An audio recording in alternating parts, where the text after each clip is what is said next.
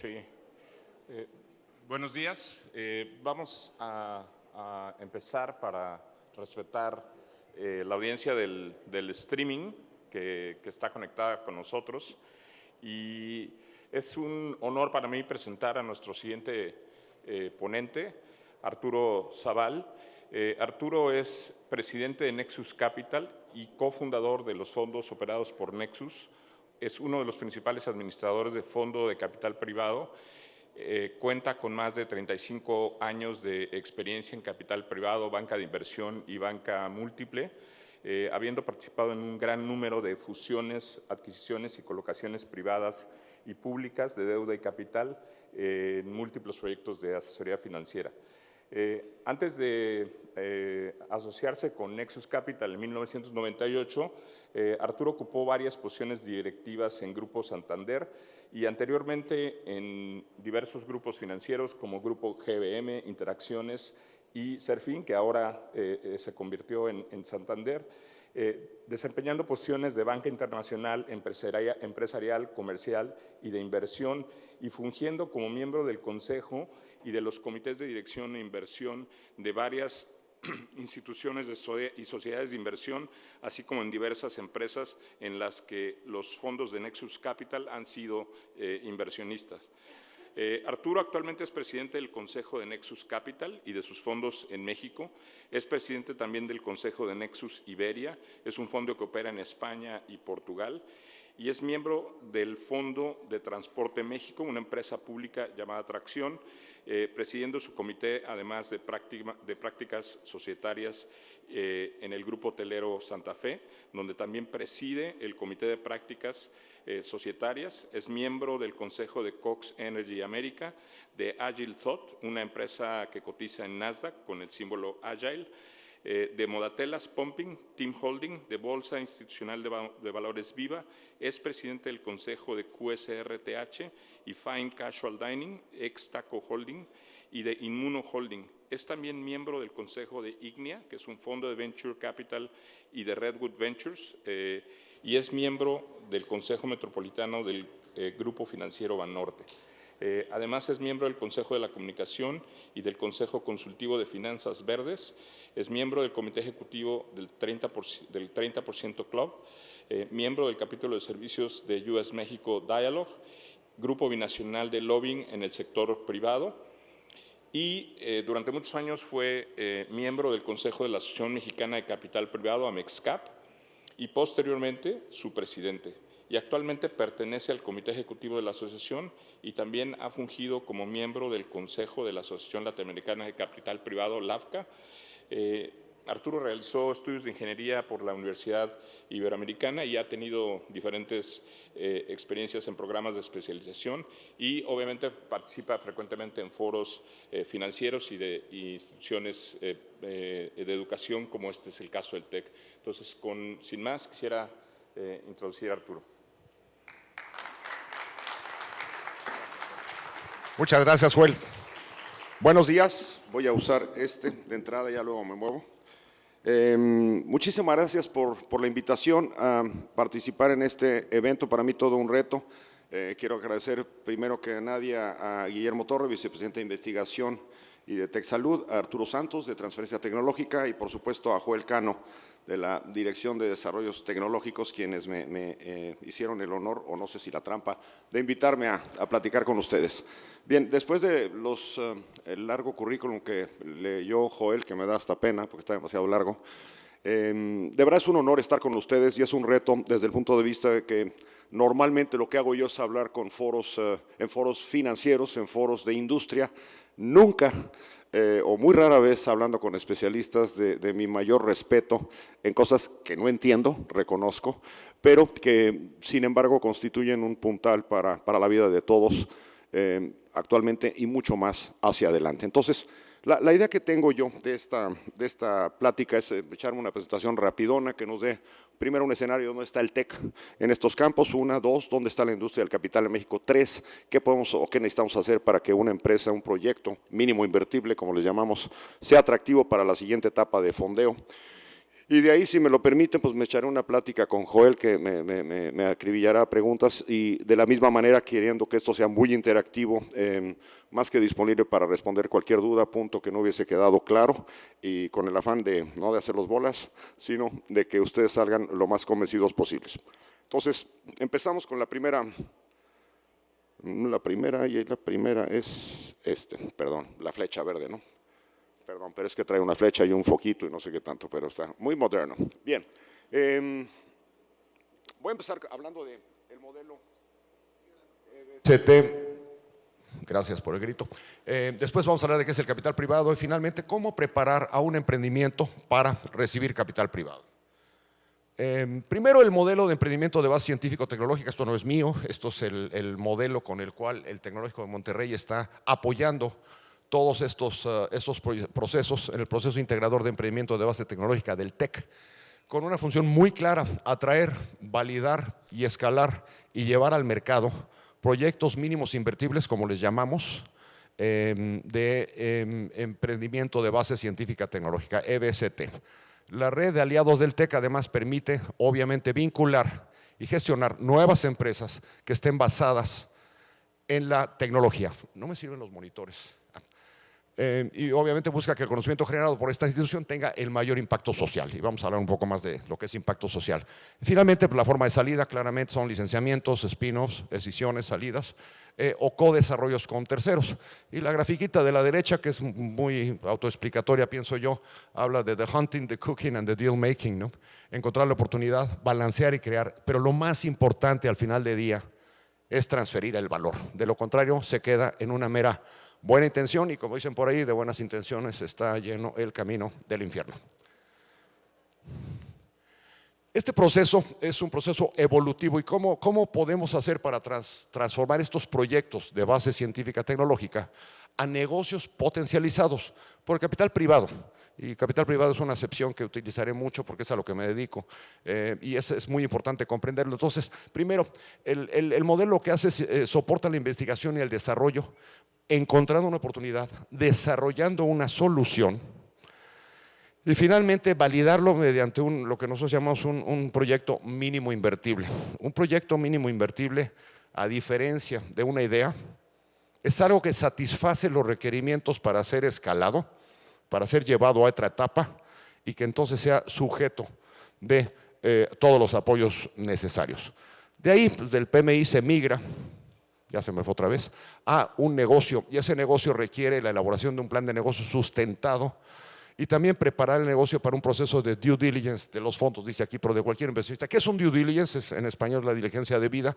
Es la obligación que tiene cualquier inversionista de averiguar todo sobre aquello en lo que va a invertir, desde el carácter de los socios hasta lo fiscal, lo laboral, lo legal, lo regulatorio, el tamaño del mercado, la estructura más adecuada. Todo eso implica una diligencia debida. Y en otra palabra similar, es una auditoría de compra de todos los factores que comprende la operación de una empresa. Este es un proceso latoso, caro, pero es un sine qua non, es decir, es algo sin lo cual no se puede seguir adelante, porque un inversionista serio, que no es la tía, ni la prima, ni la abuela, va a requerir esto. Ustedes saben cuál es la primera ronda de capital, ¿no? Las 3 Fs: Friends, Fools and Family, ¿no? Es decir, los idiotas que soportaron la primera idea del sobrino, del nieto, del primo, del amigo. Pero se puede quedar ahí, y por eso hablaba yo de que las intenciones son las que llenan el camino al infierno. Aquí, una idea, un desarrollo, una solución, deja de ser eso y pasa a ser una simiente, una semilla de un negocio, que es muy diferente. Siguiente etapa, el capital emprendedor, y aquí verán las diferentes acepciones que tiene la disponibilidad de capital. La primera es el capital emprendedor o Venture Capital. Todos aquí han leído evidentemente de Venture Capital, muy de moda en los últimos años. Y esto que comprende lo que llamamos inversión institucional en startups. ¿Cuál es la diferencia entre una inversión institucional y una de una familia? Pues bien fácil. En la inversión institucional la decisión la toman varios. En los family offices, en las familias, los amigos la toma una persona. Aquí no. Aquí hace faltan filtros, hay comités, hay decisiones consensuadas, y por eso se la llama institucional, y de la misma manera requiere una mucho mayor profundidad en el reporteo y en los avances de las empresas. Esto permite, por lo tanto, obtener ese financiamiento de este tipo de inversores. En España les dicen inversores y aquí les decimos inversionistas. ¿Por qué? Pues no lo sé, pero bueno. podemos accesar a ese tipo de inversores y nos permite alcanzar a una masa crítica que permita generar utilidades. Esta última frase, si me oyeran en Wall Street me mataban, porque en los últimos 3 años la mayoría del capital emprendedor se ha ido a empresas que no generaban, y algunas de ellas todavía no generan dinero. Eso ha cambiado, el mundo ha cambiado. ¿Por qué? Porque hay menos dinero disponible para capital emprendedor. Y de los múltiplos que hicieron ricos en Excel a muchas personas, hemos pasado ya otra vez a la racionalidad de que el cash flow, el flujo de efectivo efectivamente generado, es el que manda. Por eso la frase es retadora: alcanzar una masa crítica que permita generar utilidades. Y es una gran diferencia. Esto hace 3 años lo decía, me agarraban a tomatazos. Hoy es una realidad. Bien, siguiente potencial o etapa es la deuda mezzanine. Mezzanine se le llama una deuda que es intermedia entre la deuda y el capital. Tiene posibilidades de ser convertible, tiene posibilidades de compartir los retornos del capital.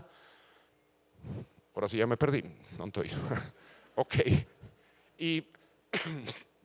Y permite, tiene una gran virtud, que la deuda, como es deuda, no diluye a los accionistas originales. Es decir, no implica un aumento de capital en la firma, sino simplemente constituye un complemento al capital para alcanzar de nuevo potencia en el crecimiento.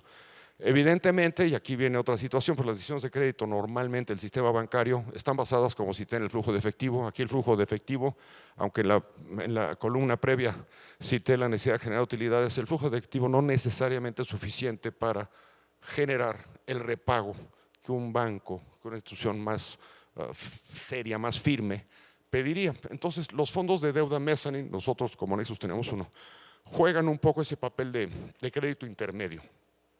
Crédito en el cual se comparte el riesgo sin ser capital, sin ser dilutivo para los accionistas, pero que permite de nuevo consolidar el crecimiento y la generación de flujo de efectivo. Y finalmente, la etapa, digamos, final de los fondos de capital privado es el capital de expansión o de crecimiento. De nuevo, son inversiones de parte de institucionales, permiten financiar, y aquí sí ya, la expansión de negocios probados y rentables, a lo mejor no todavía con el tamaño, pero ya probados, ya generan, son rentables, ok, vamos a meterle más, para vender más a los mismos o lo mismo a más, pero ya generan, es una enorme diferencia. Y finalmente permiten acelerar la consolidación de mercado de las empresas con adquisiciones estratégicas. Aquí hay 2 formas de crecer, ustedes lo saben. La primera es orgánicamente, es decir, con los propios recursos y productos de las empresas. La otra es comprar operaciones, mercados, productos de competidores. Y eso permite que una empresa pues llegue a los niveles en los cuales finalmente acaba la primera etapa de la vida de la empresa y si todo sale bonito, se lista en una bolsa.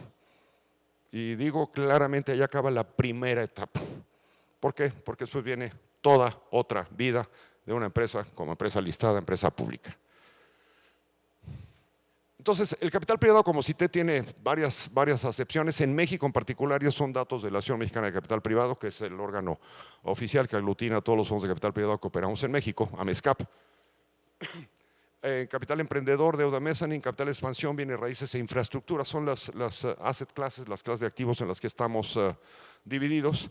Y eso se le llama estrategias de inversión o asset classes. En México más o menos estamos operando 600 fondos, de 9,000 y pico fondos activos en el mundo. El capital comprometido más o menos anda en 65,000 millones de dólares. Y las cifras en México son las que ustedes ven en azul con los asteriscos, es decir, el capital emprendedor 2,600 millones, en deuda mezzanine casi 4 billones, en expansión 16 billones, bienes raíces e infraestructura en conjunto 42 billones. Una cosa importante, pues infraestructura en los últimos 4 años, por razones que todos conocemos, pues se frenó muchísimo por la incertidumbre y la volatilidad regulatoria. Ahora, lo importante de estas que no son necesariamente etapas, en el caso de mezzanine, pero pues pueden serlo cronológicamente hablando. El capital emprendedor, las principales alternativas de salida, las vamos a ver a detalle, pues normalmente son ventas a un comprador estratégicos, deuda mezzanine, entra un fondo de expansión, el capital de expansión puede ser fusión con otra empresa o venta de los activos. En bienes raíces normalmente pues lo que hace es se desarrolla algo, se le estabiliza en términos de los flujos, un centro comercial, un edificio, y después se vende eso como una renta fija, fondos de pensiones que buscan ese tipo de rendimiento.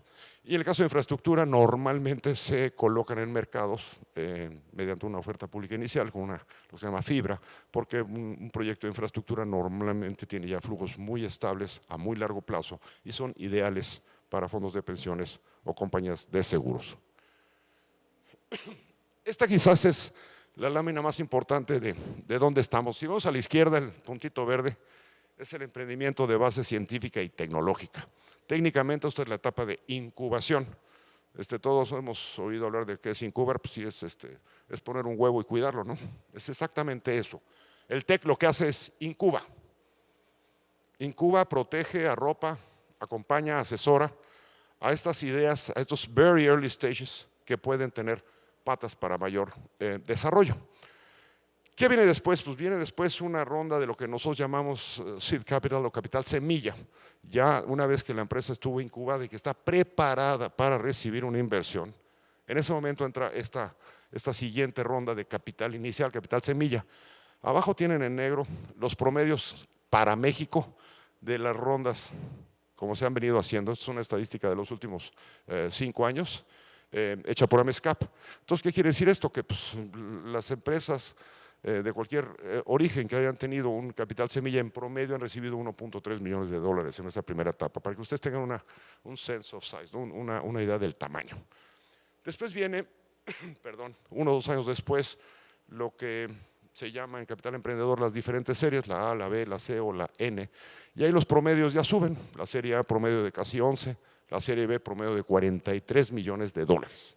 O sea, aquí ya vamos a realizar una empresa que recibe una inversión de 10, pues ya es una empresa de un tamañito, ¿no? Y una empresa que recibe una inversión de 43, pues ya es de un tamaño para estándares mexicanos mediano, si no es que grande. Y aquí una frase que comentaba con Arturo, con Alberto y con Joel hace rato es, se las dejo de tarea. ¿Dónde acaba el emprendedor y dónde empieza el empresario? ¿Dónde? Ustedes lo dirán, la raya verde, la raya azul. No lo sé. En mi época de AMESCAP, cuando fui presidente, y todavía sigo muy en contacto, incluso mediante una participación en un fondo de venture que se llama IGNIA. Cuando voy a hablar de serial entrepreneurs, mi gran pregunta es, ok, este hombre ha empezado 35 empresas, 44 y están muy orgullosos. Mi pregunta no es esa, es ¿cuántas has llevado adelante? A mí no me importa cuántas hayas arrancado. Tú eres cliente, has sido del notario, felicidades, ¿no? Qué padre. Pero no me importa eso, lo que me importa es cuántas has llevado a home. Evidentemente, pues como en el base, si no mueves el bat, pues nunca le pegas, ¿no? Pero caray, también hay que darse cuenta cuando de plano no la está uno haciendo. Y de verdad, cuídense de los serial entrepreneurs, ¿ok?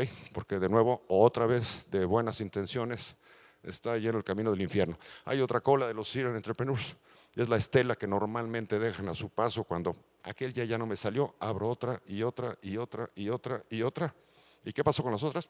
No sé. Cuidado con eso, no lo hagan.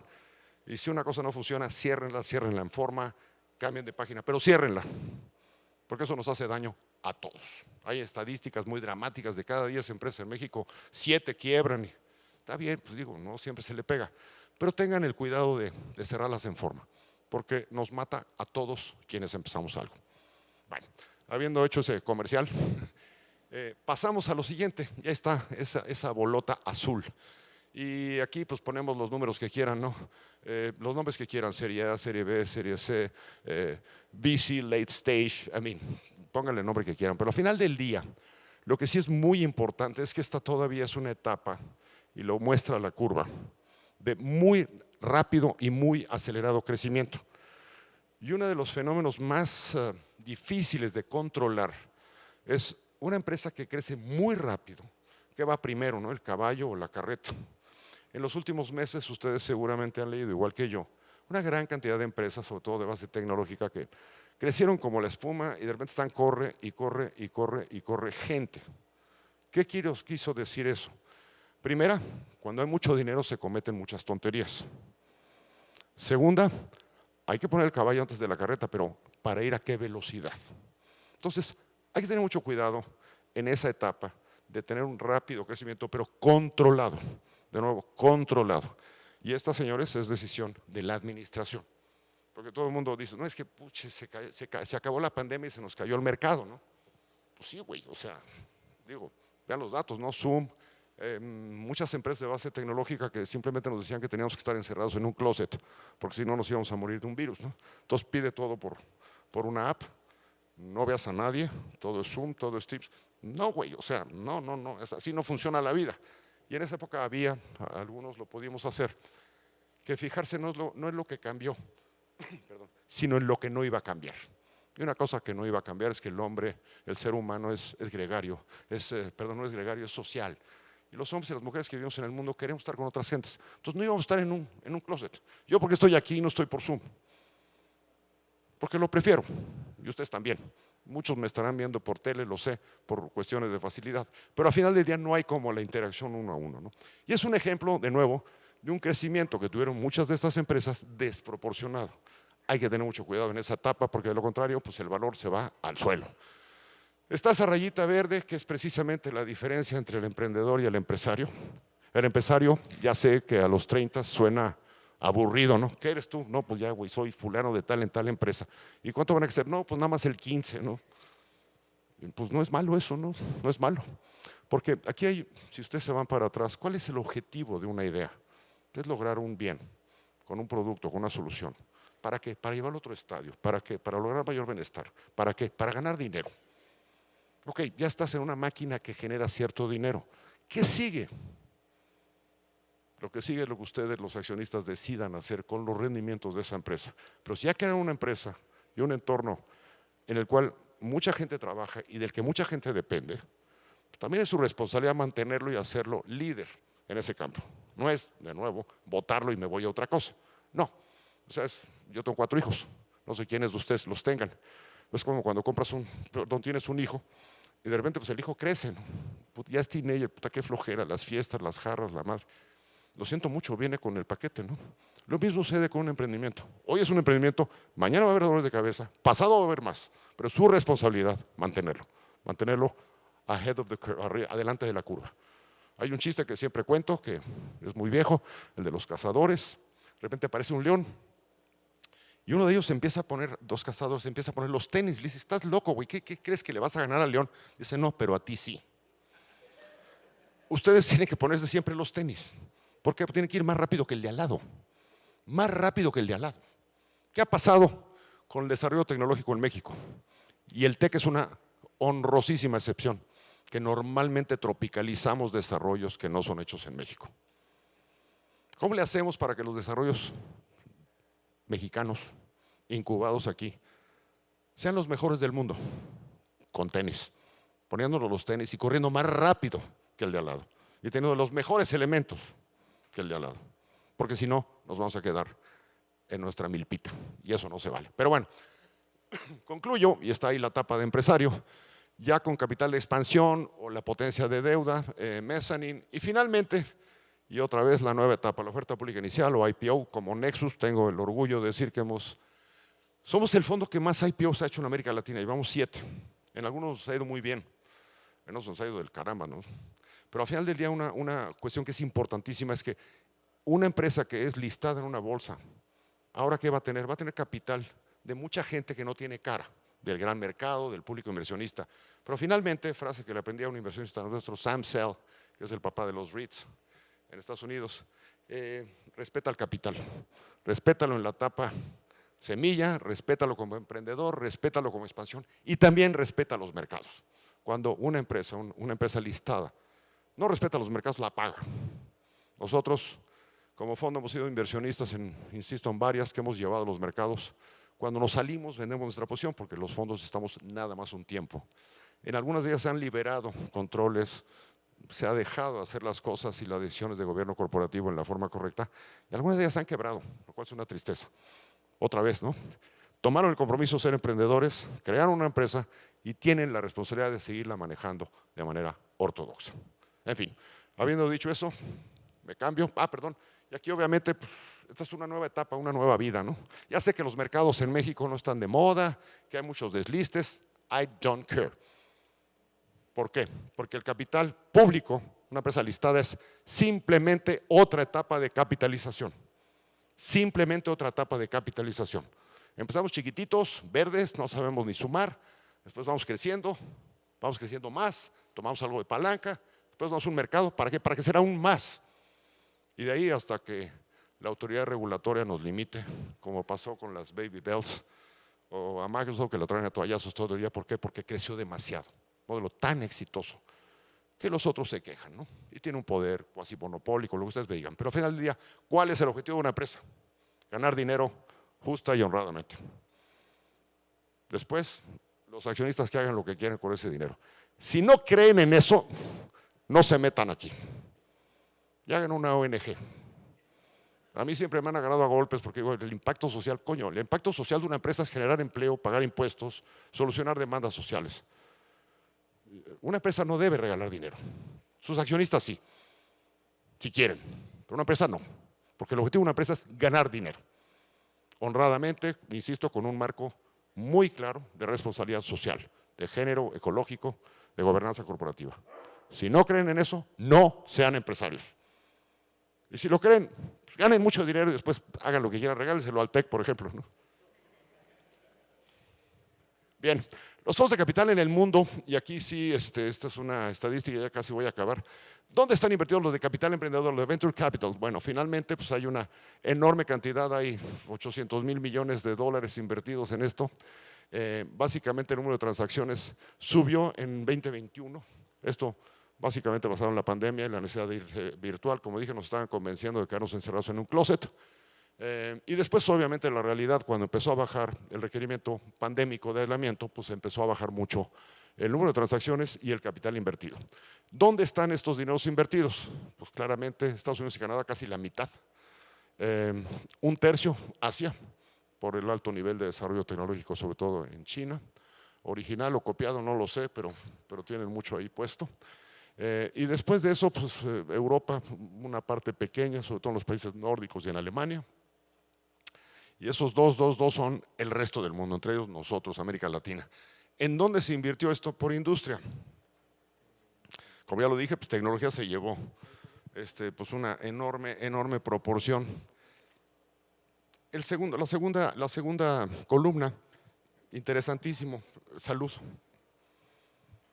Algunos de ustedes seguramente serán fans de Peter Diamandis, de la universidad, ¿cómo se llama? No me acuerdo, pero bueno, la que están en Silicon Valley. ¿Cómo se llama? Singularity, exactamente. Y Singularity, pues claramente lo que propugna mucho Peter Diamandis, que es su chairman, es en el cambio más rápido de la tecnología. Lo estamos viendo quizás como consumidores aquí, el público en general, pero ustedes mejor que yo saben que donde los avances son más dramáticos, especialmente en salud, tanto en tratamientos como en investigación. Después de eso, financiero, consumo, industrial, etcétera. Obviamente están cruzados muchos de los beneficios de invertir en estas industrias. Por ejemplo, salud se ve beneficiada por la tecnología de comunicaciones. El data intelligence es obviamente interesantísimo para todo lo que es financiero, y de esa manera seguimos con mucho cruce interindustrias. Pero básicamente esto es donde ha ido el dinero de Venture Capital en el mundo. En el caso de México, pues por etapa, y aquí es así, algo muy claro, por etapa básicamente el capital semilla es mínimo, casi no lo hay, a nivel fondos institucionales. ¿Por qué? Porque mucho de este capital semilla es fondeado por family offices, por familias, o por entidades como el TEC. Desgraciadamente no lo que quisiéramos, pero es mínimo el volumen. Después viene la serie A y B, que es la azul clara, que se lleva básicamente la mitad del volumen invertido acumulado, y posteriormente la serie C o no reveladas, que pues complementan la gráfica. ¿Dónde está esto? Pues ahí lo ven bien clarito, ¿no? Hay dos estados que son Nuevo León y Jalisco, donde están los principales hubs de desarrollo de capital emprendedor del país. La Ciudad de México, paradójicamente, como en algunas otras cosas, no pinta tanto como Nuevo León y Jalisco. Y la mezcla de inversión, pues obviamente nos hemos ido más a lo más estándar, diría yo. Muchas de estas son tropicalizaciones de tecnologías aplicadas en otros países o desarrolladas en otros países, y muy poco, realmente desarrollado en México. Salud, lo resalto por su poco tamaño, y ahí es donde está mucho de lo que hace este grupo. El capital invertido acumulado, y esto también es algo muy importante, ustedes han leído muchísimo de los unicornios mexicanos, ¿no? que ahorita voy a pasar una laminita. Pues aquí, como verán, la mitad de la lana que ha entrado a esos unicornios no es mexicana. Al igual que a nivel mundial, también en México, el número de transacciones y el importe invertido cayó dramáticamente, o sea, se cayó a menos de la mitad del 22 contra el 21, reflejo, insisto, de la situación mundial y también las situaciones de competitividad en México. Y aquí esta lámina la estamos preparando, decía unicornios, y me rehusé a ponerle unicornio. ¿Qué es un unicornio? ¿Ustedes saben o no? ¿Quién lo definió? Bueno, pues alguna mujer ahí en Silicon Valley dijo que un unicornio era una empresa joven que valía más de $1 billón. La pregunta era, ¿valía en Excel o valía en realidad? Bueno, me salgo de esa discusión. Y vemos aquí 10 casos, perdón, no 9. Uno de ellos local, Confío, de David Arana. Y la pregunta aquí es, estas empresas recibieron inversiones de más de 100 millones. 2 o 3 de ellas las conozco personalmente. Nowports es una buena empresa, Confío es una buena empresa, Clip es una buena empresa. La pregunta es, ¿subsistirán? A mí no me importa el valor al que una empresa levante dinero. Lo que me importa al día de hoy es que sea de nuevo positiva en su flujo de efectivo, sea cash flow positives. De estas 9 empresas que están ahí, ¿ustedes saben cuántas son positivas en cash flow? 3. Y algunas van a tener problemas. Entonces, hay que tener mucho cuidado con esto. O sea, el éxito, a menos que seas accionista y estés vendiendo, no es levantar dinero a una evaluación muy alta. Porque entonces yo ya salí. Había una broma que hacía yo hace años de Capital Emprendedor, que pues tú agarras un globito, le soplas, y ya que esté a punto de reventar, lo aprietas mucho y se lo pasas al güey de al lado, ¿no? No se te vaya a salir el aire porque entonces ya se lo pasaste y ya es problema del de al lado. Y ese lo va a inflar un poquito más y otra vez se lo pasa al de al lado, hasta que alguien le revienta o se le sale el aire, ¿no? Muchas de estas empresas con déficit operativo requerían, o su única forma de sobrevivir era precisamente con rondas adicionales de capital. Lo más duro que hay en una empresa invertida por un fondo de capital privado es lo que se llama un down round, es decir, levantar capital a un valor menor al que lo hice la vez anterior, lo cual refleja la debilidad del modelo de negocios o de la velocidad de crecimiento. Sin embargo, pues ahí están, ¿no? Bitso, la conocen. Bitso durante muchos años tuvo más cuentas en México que todo el sistema bursátil. Tuvo más cuentas que los bancos del 3 en adelante. Tenía 5 millones de cuentas. Es un buen amigo de Daniel Fogel. Y yo le decía, oye, qué bárbaro, qué sorpresa que en México el público mexicano de repente es ávido, inversionista en criptos, ¿no? En fin, cosas de la vida. Este es el capital que tenemos comprometido en los fondos de Venture Capital en México para efectos prácticos. Lo que más me importa a mí es una asset class que tiene cerca de 2.5 billion, eager to invest, o sea, ávidos de invertir, muy duros, igual que si fueras a Silicon Valley, pero el punto de esta lámina es, ¿hay dinero disponible? Sí, sí hay. Y aquí, el número de fondos en cada etapa, particularmente en Capital Emprendedor, pues hay varios que están levantando capital, o sea, primero o siguientes fondos. 71 de ellos están en proceso de inversión, 34 están en etapa meramente de administración, es decir, ya no invierten, y otros están saliendo o liquidando. Lo que nos dice esto claramente es que hay un buen porcentaje que están con dinero invertible, como la gráfica anterior. Es decir, ¿hay dinero para VC en México? Sí, sí hay. Esta es una lámina que me gusta y por otro lado me da coraje, ¿no? Como verán, las salidas de 165 más o menos que había registradas, la mitad han sido ventas estratégicas. ¿Qué quiere decir eso, venta estratégica? Se la vendiste a otro güey, digo, o sea, suena más bonito decir venta estratégica, pero se la vendiste a otro fulano que está a su vez consolidando, ¿no?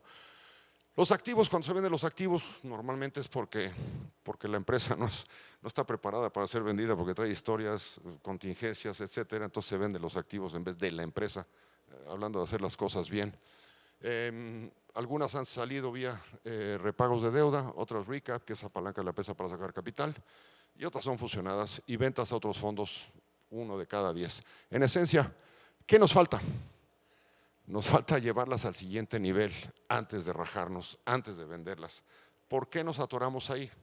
Y esa es otra consideración. O sea, ya avanzamos cierto camino, de repente nos atoramos ahí porque estamos cansados, aburridos, nos da flojera, nos quedamos sin lana. ¿Qué pasó? Y otra vez viene la responsabilidad de haber entrado al emprendimiento y cómo demonios la llevo a que sea una empresa que continúa. Y ese es, de nuevo, el cambio de de emprendedor a empresario. Por eso, muchas se acaban vendiendo a la mitad del camino. Y finalmente aquí, pues los retornos, las veces. Esta es una laminita muy simpática que dice, pues, cuáles son las empresas que, aquí dice retornos, voy a hacer una calificación, que han tenido rondas o algunas salidas a X veces el capital originalmente invertido. Hay por ahí 2 o 3 arriba de 20 veces. Estas 2 columnitas nos dicen que hay 8 o 10 que están arriba de 10 veces el dinero. Eso es poco común, hay que decirlo. Poco común en capital privado, debiera ser más común en venture. En lo personal, nosotros tuvimos una experiencia de una empresa a la que dimos 20 veces el dinero y es pública, se llama Genoma Lab, y es, en mi opinión, de las mejores inversiones que ha habido en este país en capital privado, por una diferencia enorme, que de estas, aquí dice retornos, pero yo no sé si son retornos basados en el cálculo de una evaluación, o son retornos porque alguien casheó, alguien cobró. Y si son retornos en Excel, para mí no son retornos. Excel is funny money. Y en Excel pues todos somos ricos, ¿no? Bien. Y empresas con grandes éxito, rondas adicionales, pues muy conocidas, Kavak, que Kavak tiene coches por todo México. Gaia, una tienda que pues, me tocó verla, y pues es una tienda de muebles. Corner Shop, ahora es de Uber, y parada por la Comisión Federal de Competencia.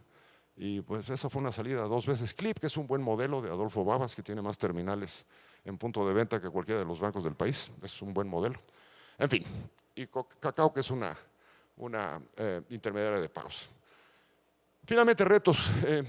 En México y en LATAM, falta de plataformas de innovación e incubación de proyectos. Pues por algo estamos aquí, ¿no, Joel?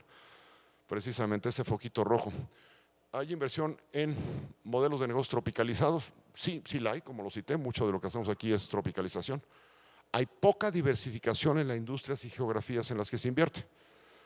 Aquí somos muy nacionalistas y es muy raro que un desarrollo en México se expanda a otras regiones. Voy a pasar a brincarme ese renglón, voy a volver a él. Hay una volatilidad e inestabilidad macroeconómica. Pues aquí dice que es baja, ¿no? Yo le hubiera puesto rojo y rojo morado, pero bueno.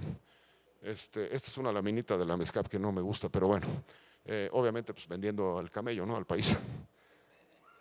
¿Hay falta de liquidez y tamaño en los mercados de valores públicos? Por supuesto, falta, y ahí como participante en él, yo estoy en el Consejo de Viva, ha sido un problema tremendo la ausencia de voluntad política en términos de la conformación de un mejor mercado de valores. Era más fácil abrir una cuenta en Bitso que abrir una cuenta en una casa de bolsa.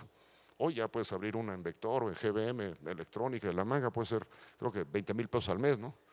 Y hoy hay millones de cuentas. Durante 20 años el número de cuentas en casas de bolsa en México no solo no creció, sino que disminuyó. 200,000 cuentas en todo el país. Y en Estados Unidos 1 de cada 2 familias tiene una cuenta en bolsa. Aquí hoy tenemos cerca de 6 millones, las cuales 2 casas de bolsa, GBM y Vector, tienen 4 y pico millones. Con eso les digo todo. Hicieron la tubería, todavía no tienen dinero, pero bueno, habrá que corregir eso para que sea más fácil invertir en acciones de una empresa que en cripto. Anyway, baja atracción de capital institucional extranjero. Sí, el dinero no tiene bandera. El dinero va a donde mejor le rinden. Y hay una serie de calculitos que se llama RORAC, Return on Risk Adjusted Capital. Y si yo tengo un riesgo para ir menor y California me da el 15, pues no le voy a meter a México para que me dé el 17. Y el dinero es frío, no tiene bandera. Por eso hemos perdido como país cierta atractividad en la inversión extranjera. Además, la segunda barrera, en mi opinión, más grande que tiene el país para el desarrollo, no solo de etapa temprana, sino en general, es el costo del dinero, el costo del capital. ¿Por qué? Porque pues, es carísimo. Aquí un crédito es el capital, los pocos que hacemos esto, pues es caro, sí es caro, pero de nuevo sabemos que no hay dinero más caro que el que no se tiene. Sin embargo, hoy pidan ustedes un crédito por una empresa pyme, les va a costar entre 15 y 20% anual. Pidan un crédito por una pyme en España, les va a costar el 4%. Pidan un crédito por una pyme en Estados Unidos, les va a costar el 6%. Esa es una enorme, enorme diferencia. Por eso, una de las virtudes que tiene que traer un fondo es traerles dinero a términos competitivos. Pero bueno, ahorita regresaremos. Falta de Estado de Derecho y marco regulatorio, pues para qué les digo, el año pasado estuve en un evento en Washington y me tocó hablar en frente del señor presidente y yo hablé del concepto de volatilidad regulatoria, ¿no? Y me dijo, ¿qué es eso? Le digo, pues que cambian las leyes cada día, ¿no? Y es muy difícil jugar fútbol cuando en el minuto 38 te cambian el tamaño de la portería, ¿no? No le cayó bien, pero bueno, es la verdad. La cultura ASG, y me regreso aquí, y de inversiones de impacto subdesarrollada. Lo de impacto, pues a mí ya lo dije, ¿no? No me importa, porque el impacto lo genera la empresa cuando está operada de manera ordenada, de manera kosher, de manera pura, paga impuestos, paga seguro social, paga todo. Ahí está el impacto social. El segundo impacto es la utilidad que los accionistas reciban y que decidan hacer con él. Y el otro tema, el ASG o ESG, que es todo lo que es ambiental, social y de gobernanza, es un tema que indudablemente ha tomado una fuerza tremenda. Nosotros como Nexus somos muy convencidos del asunto. Estamos en el 30% Club, que es para facilitar el ascenso de género a lo que es la suite corporativa, direcciones y consejos. Estamos también en un grupo que formé cuando estábamos en AMESCAP con María Arisa, que se llama Mujeres Invirtiendo. En temas de gobernanza, pues, bien fácil, you have to walk the talk, ¿no? Y estás hablando de decisiones consensuadas, pues hay que hacer las decisiones consensuadas y dejas de ser una empresa familiar, solar, en que todo gira alrededor de una persona para tomar decisiones en consenso, ¿no? En fin, todo ese tipo de temas son muy importantes y para mí el gobierno corporativo se reduce a 3 frases. La primera, decisiones consensuadas. ¿Quiénes van a tomar qué decisiones? La segunda, el que opera le tiene que rendir cuentas al que puso la lana. No es al revés, de que si me preguntan les digo, no, respeten al capital. Y la tercera, ¿cuáles son las facultades que tiene el operador para decidir solo? Esas son las 3 cuestiones. Bueno, y transparencia, obviamente, en el sentido que la buena me la dices, pero las malas también, ¿no? En fin, esto es un tema importantísimo, no porque esté de moda, sino porque hay que respetar al capital, hay que respetar a la gente con derechos humanos y hay que respetar a la tierra, al mundo. Son principios de respeto. Finalmente, ¿cómo transformamos, y aquí ya cierro, Joel, los emprendimientos en negocios sean atractivos? La primera, pues con un proyecto mínimo invertible y fundamentales de mercado. No es de que me late que puede pegar, me gusta, no. Tiene que estar probado. Tiene que tener un análisis de unidades económicas, es decir, si yo vendo una cosa, cuál es su composición de costos, gastos y márgenes, que sean rentables y escalables, que exista una palanca corporativa, es decir, que un grupo de administración me permita operar 1 o 10 unidades o ventas o líneas, porque de lo contrario pues no tengo esa palanca corporativa y no tengo un incentivo para crecer. La tercera, que tenga potencia. Potencia es bien fácil, un tamaño de mercado y la demanda que permita llegar a una masa crítica de ventas y, ¿por qué no?, convertirse en líder. Segundo, el plan de negocios. Aquí claramente hay que tenerlo muy dibujadito, muy clarito, saber qué milestones tienen que lograrse. Yo no les voy a enseñar a planear, ustedes lo hacen todos los días.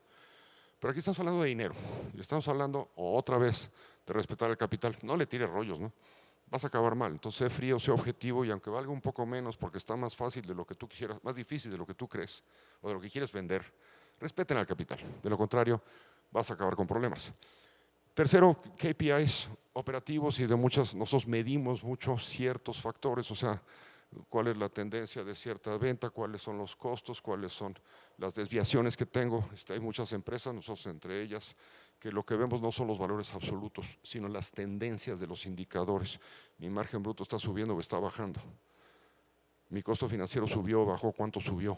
Mi revenue per employee subió o bajó. Mi costo por metro cuadrado subió o bajó. Lo que me importa son las tendencias. ¿Para qué? Para corregirlas o para mejorarlas. ¿Cuál es el estándar que debe ser una empresa? Bien fácil, le cae gordo a todos. El mejor alcanzado. Punto. Cualquier meta lograda es un nuevo piso, ¿no? Y ese tipo de cuestiones directivas son fundamentales para seguir el desarrollo de la empresa. Y por supuesto, rodearse de gente mejor que uno en esa industria o en ese sector. 3, preparar el negocio para un due diligence. Ya lo vimos, cuál es mi ask, cuál es la evaluación que quiero, el teaser, los pitches. Hay 200 páginas que dicen cómo hacer un pitch. Evidentemente tener las entidades legales que correspondan, los modelos bien soportados y un use of process, ¿no? ¿Para qué demonios es la lana? Porque a veces se nos olvida, ¿cuántos quieres? Pues 10 millones, ¿para qué? Pues déjame y te digo, no, pues es al revés, ¿no? O sea, primero dime la suma y ya después me dices para qué y qué me van a dar. Y finalmente, pues encontrar el fondo correcto. ¿Qué esperamos del fondo? ¿Cómo me alineo con el fondo? Si el fondo tiene experiencia en el sector, ¿y qué sinergias me va a traer el fondo? Aparte de un cheque. Me va a abrir puertas, me va a dar financiamiento, me va a conseguir relaciones. Eso es importantísimo. ¿Qué revisa un fondo? Respuesta a la página anterior, pues la potencia. ¿Son racionales los números? ¿La empresa ha venido bien o ha tenido procesos o iteraciones? Oye, no es malo que los haya tenido. Lo importante es que no se haya atorado. Es mejor que los haya tenido porque hay una experiencia. El equipo, ¿qué experiencia tiene? Socios, mentores, asesores, rodéense de una red de gente que sepa más que ustedes en otros campos, no necesariamente de la industria en particular, pero por ejemplo de finanzas, por ejemplo comercial. Y eso va a ayudar muchísimo, siempre. Y los clientes, proveedores y aliados. Aliados son aquellos a los que le puedo levantar el teléfono para preguntarle algo o pedirle algo, ¿no? Gobierno corporativo, ya lo hablamos. Esta parte, hay esquemas de propiedad para los employee stock ownership plans, o sea, planes de acciones, opciones o warrants para los empleados y funcionarios. ¿Hay algún shareholders agreement previo? ¿Qué acuerdo tengo con mi tía o con el fondo que le metió la lana a uno?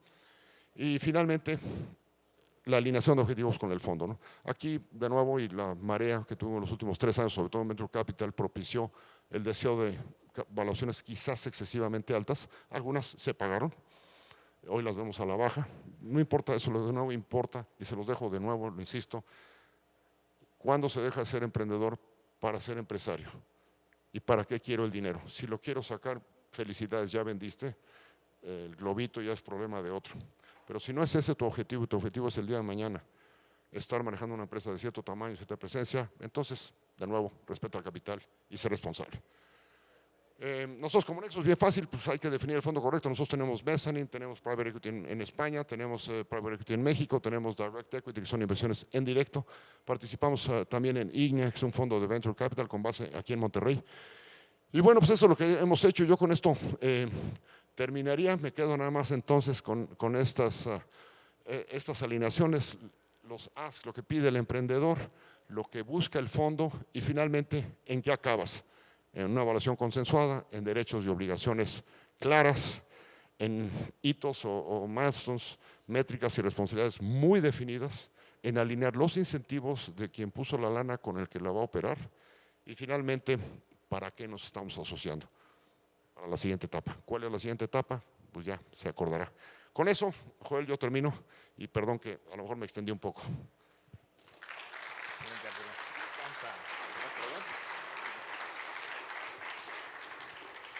Tenemos varias preguntas de la audiencia. Yo tengo una.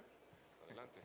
Oye, uno de los grandes retos que tenemos obviamente aquí ahora en el TEC es convertir a nuestros equipos científicos, a nuestros equipos técnicos en emprendedores primero y luego evidentemente en empresarios. A veces la evaluación o el porcentaje que tienes de la empresa, o sea, ¿cuál sería la recomendación? O sea, ¿qué es más importante? ¿Qué porcentaje tienes de la empresa o lo que vale la empresa? Pues la respuesta es una pregunta.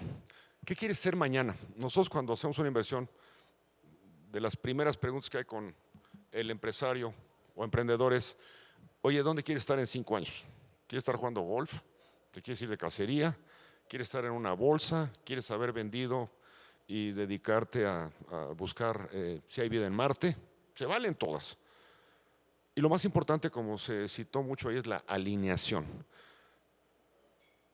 El tema de la evaluación, en mi opinión, de nuevo, es no hay dinero más caro del que no se tiene.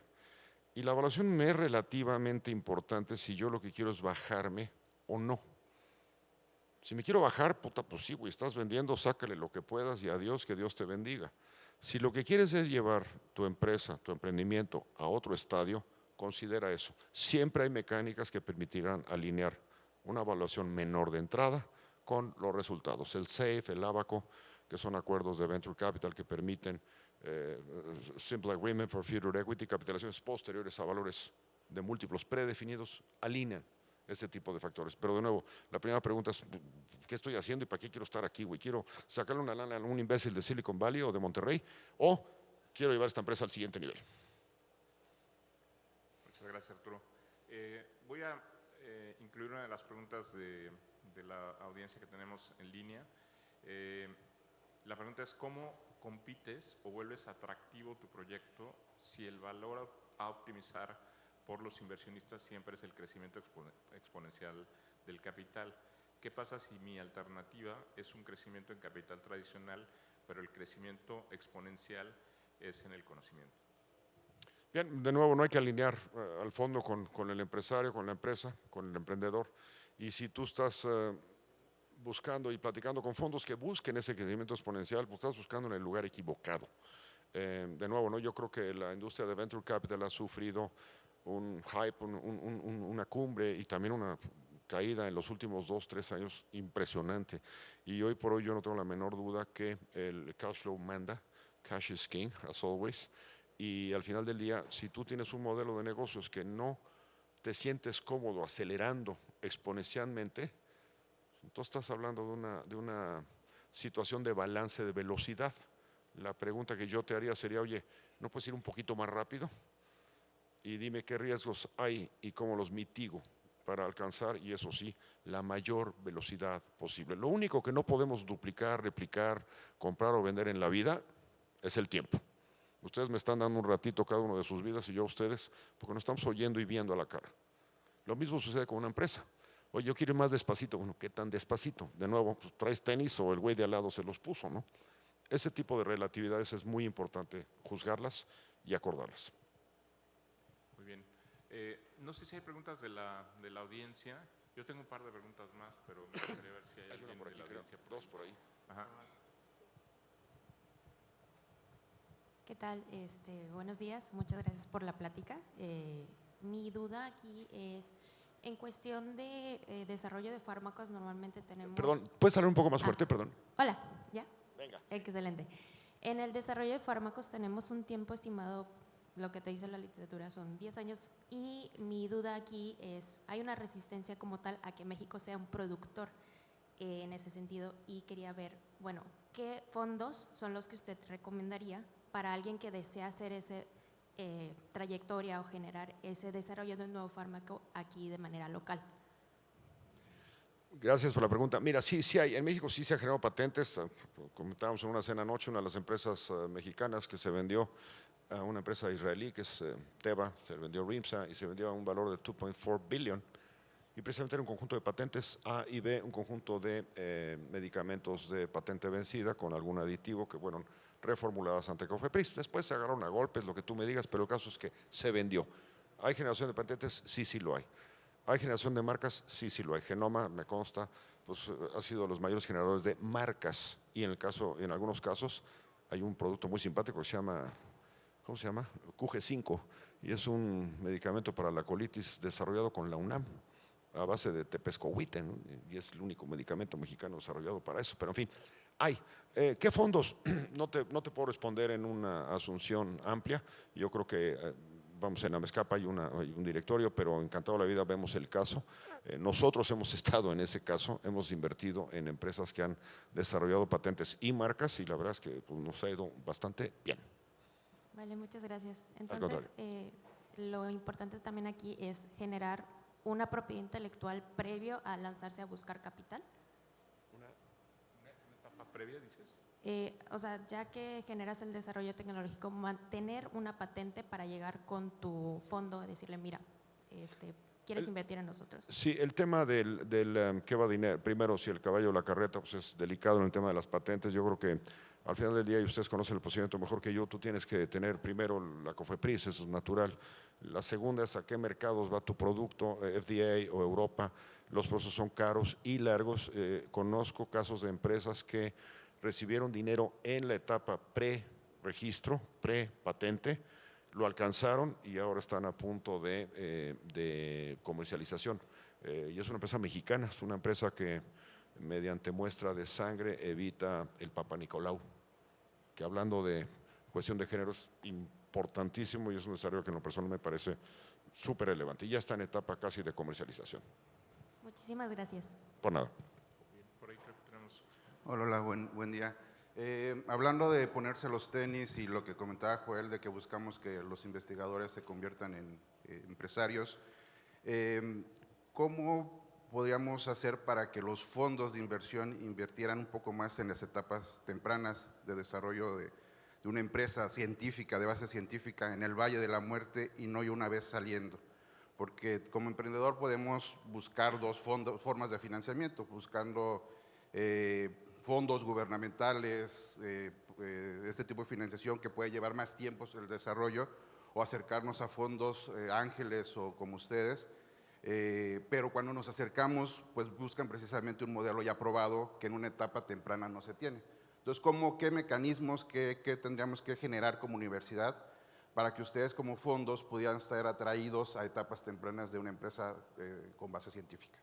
Mira, de hecho, precisamente pues, es el rol de esta unidad del TEC, de esto que estamos hablando, es cómo llevamos esa idea, ese proyecto a un proyecto, lo que nosotros llamamos un proyecto mínimo invertible. El proyecto mínimo invertible tiene que tener, aparte de la idea del desarrollo de la sustancia técnica y científica, ya tiene que ser algo invertible. Y ese algo invertible implica que exista la razón, que existan la propiedad de las marcas o patentes o la evidencia de los procesos para obtenerlas y cierto grado de exclusividad de esa solución. Habiendo dicho eso, yo sí creo que puedes encontrar fondos en México que te apoyen en esa etapa. Por supuesto que como para el fondo es una apuesta igual de fuerte que la del emprendedor, pues el fondo querrá ver más, porque el fondo a su vez pues solamente ve cuando rinde mucho. Entonces hay que tener esa alineación. La segunda parte, y ya lo cité, es en una empresa de etapa muy temprana es muy importante tener una red de apoyo, una red de incubación como la que provee el TEC en esa primera etapa, una red de mentores, una red de gente que sea experimentada. Voy a poner un ejemplo muy estúpido. Aquí no creo que haya muchos contadores, ¿no? Pero la contabilidad pues es indispensable, ¿no? Y lo fiscal también, hijo. Y lo legal también. Y qué flojera, porque yo estoy en ciencia, entonces qué flojera esos. Lo siento mucho, son de a chaleco, por no decirlo de otra manera, ¿no? Entonces, ese tipo de acompañamiento es indispensable para tener un producto mínimo invertible. Okay, me parece fenomenal tu idea, pero si no pagaste impuestos, no tienes una estructura legal, pues ¿a dónde vamos, no? No sé si contesté con eso. Sí. Creo que tenemos tiempo para una pregunta más y con eso cerramos la plática. Muchas gracias. Eduardo Ursúa, de la UNAM. Hablando de este círculo vicioso en donde los inversionistas dicen que no hay buenos proyectos y las universidades decimos que no hay dinero para apoyar estos proyectos, ¿qué nos recomendaría para poder romper esto? Parece, al menos en la percepción, que hay una aversión al riesgo muy alta en México, a diferencia de Estados Unidos o ecosistemas, Silicon Valley, etcétera. Y sobre todo en temas de salud, me quedó muy marcada la gráfica en donde no hay casi inversiones de fondo en temas de salud en México. En Estados Unidos hay muchísimo, ¿no? Entonces, ¿cómo romper este círculo?